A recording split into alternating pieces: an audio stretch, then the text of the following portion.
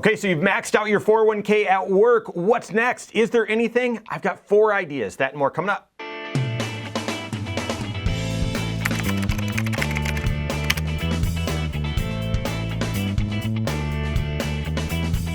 My name is Mike Bernard. I'm the host of the Wise Money Show. I'm also one of the certified financial planners right here at Korhorn Financial Group. Make sure you hit that subscribe button, turn on notifications, and smash that thumbs up button. What's your tax shelter strategy? What a geeky thing to ask and think about. But so much of your financial life is going to depend on, well, which tax shelters are you using?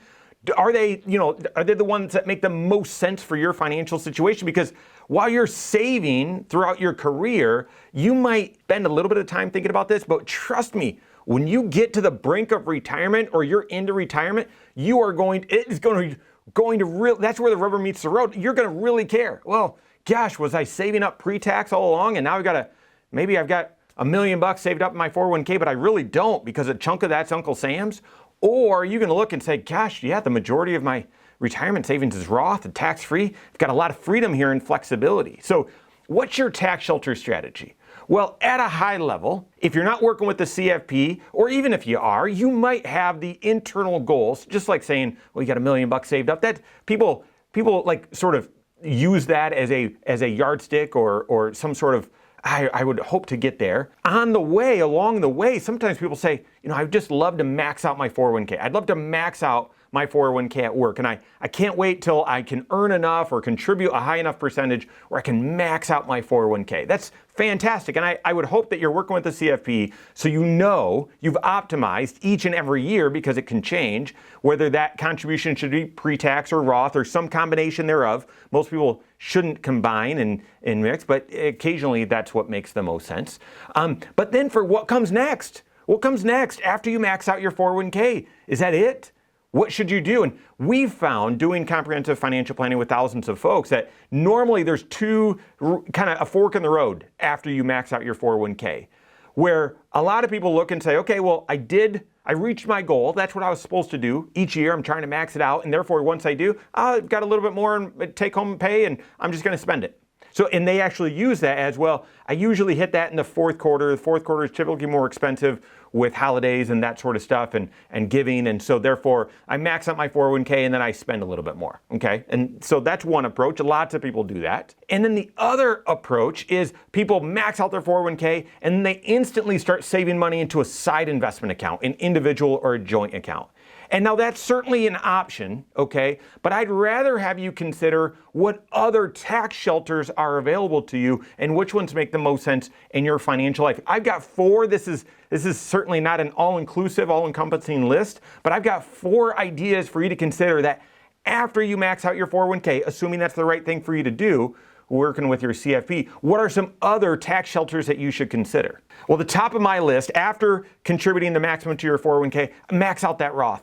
Max out that Roth IRA. And there you go. I mean, should you contribute pre-tax or Roth? Well, if you're doing pre-tax to your 401k, also maxing out pre-tax 401k and maxing out your Roth IRA is extremely, extremely powerful. You've got tax diversification compounding over years and years and years, will give you lots of flexibility out there in retirement. And certainly if it makes the most sense for you to do Roth 401k, then also maxing your Roth IRA, of course, that's even more important. That makes a lot of sense. Now, if you make enough money where you're able to still meet your normal lifestyle and max out your 401k, you might make too much. You might not be able to contribute to a Roth IRA because that eligibility for a Roth is that you've got earned income, you've got paycheck money, but you can't have too much total income in a given year. And so hopefully if you fall below that threshold, you're contributing the maximum to your 401k, you max it out,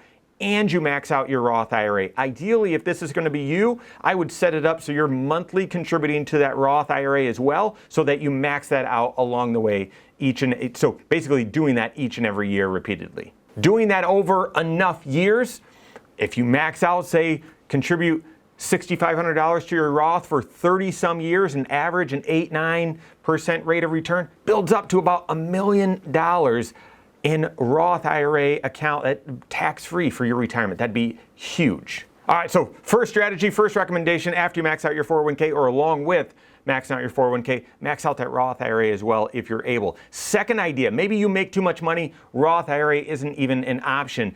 The obvious idea for most people, hidden in plain sight, is if you're married and your spouse is working, have them max their 401k out too. And you might think, oh, if this doesn't apply to you, I'm not married, and thanks, Captain Obvious. I can't tell you how many times this idea is hidden in plain sight, where you've got the primary breadwinner is doing the primary amount of the savings, spouse is contributing the 10% or the 15%, or maybe even just enough to get the company match, but their income isn't the lion's share, isn't a large contribution to the household budget. And so the primary breadwinner maxes out their 401k, and then it's often overlooked that, well, then what should we do? Well, you max out your spouses, or put as much as you possibly can from your spouse's paycheck into their 401k or 403b. So that's a fairly obvious one, but consider maxing out both of them, or trying to max out or contribute as much as possible between both spouses. Third tax shelter strategy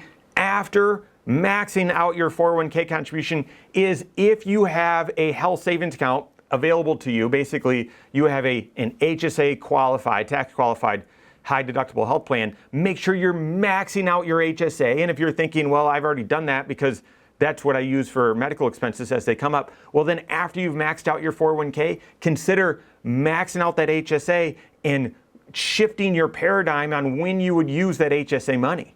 And here's what I mean by that. There's rules around when you're allowed to use that HSA that, well, as long as you use that money for qualified or eligible medical expenses, that money can come out tax-free. Well, fantastic. But there's no current statute of limitations on, well, can you reimburse yourself from that HSA out there in the future for a medical expense that you had at the time you had this qualifying high deductible health plan? There's no statute of limitations. And so this strategy is kind of called the shoeboxing strategy, where as you have medical expenses come up, just pay for them out of pocket.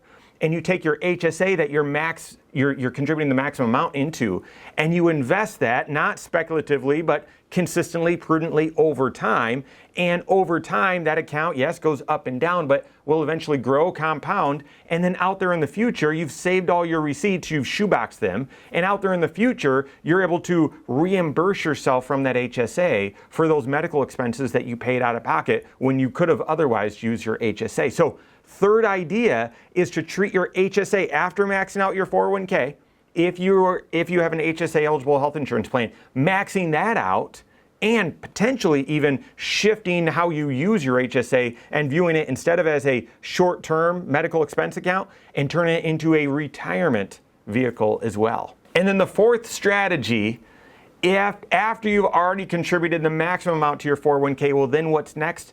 Consider after tax contributions to your 401k. Now, this needs to be allowed, and I've got to explain this as well. I've done plenty of videos on this. They call this the mega backdoor Roth IRA. I don't get into those terms, but essentially, there's three different types of contributions that you can make into your 401k if your plan allows it.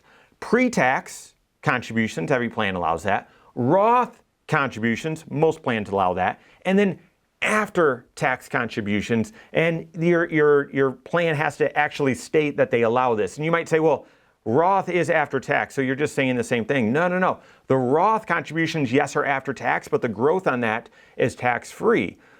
After tax contributions to your 401k, yes, are after tax, but the growth on those dollars, on your after-tax dollars, are tax-sheltered, but will eventually be taxable. Well, then why would you do this?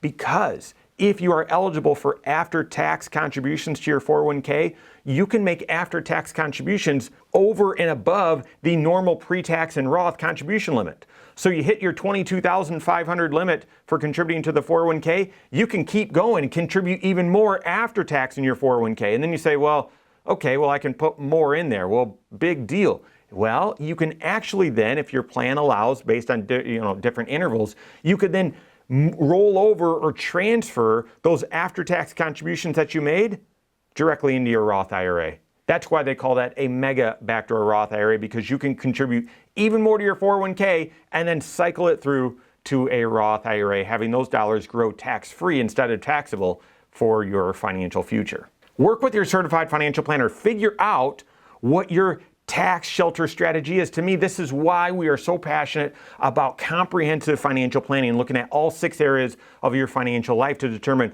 what's the best among a range of good options. Because whether you should contribute the maximum to your 401k and if there's extra left over, that depends on the first area of your financial life, and that is your present financial position, your cash flow. You then need to look at your tax picture to see, should you contribute pre-tax or Roth? What makes the most sense for your situation? You then need to look at your retirement plan. How much should you be contributing to be on track with your retirement goals? Or do you want to overfund it, give yourself extra cushion there? And then how are you going to invest those dollars? So investment planning, what sort of investment strategy should you have? And should it be the same for your 401k as Roth IRA, as after tax, and so on? So at least 4 of the 6 areas of your financial life are impacted just in order to make a good decision turn into a great decision after you max your 401k. What else should you do? You got to work with your CFP on that. Make sure, once again, that CFP is doing comprehensive financial planning, looking at all 6 areas of your financial life to help you make the best choice. If you don't have a CFP on your team, you can contact one on my team. Find us online, Korhorn.com. That's Korhorn with K, wisemoneyshow.com. You can find us there as well, or give us a call, 574-247-5898. All right, there you have it. Go out and take your next wise step in your financial life.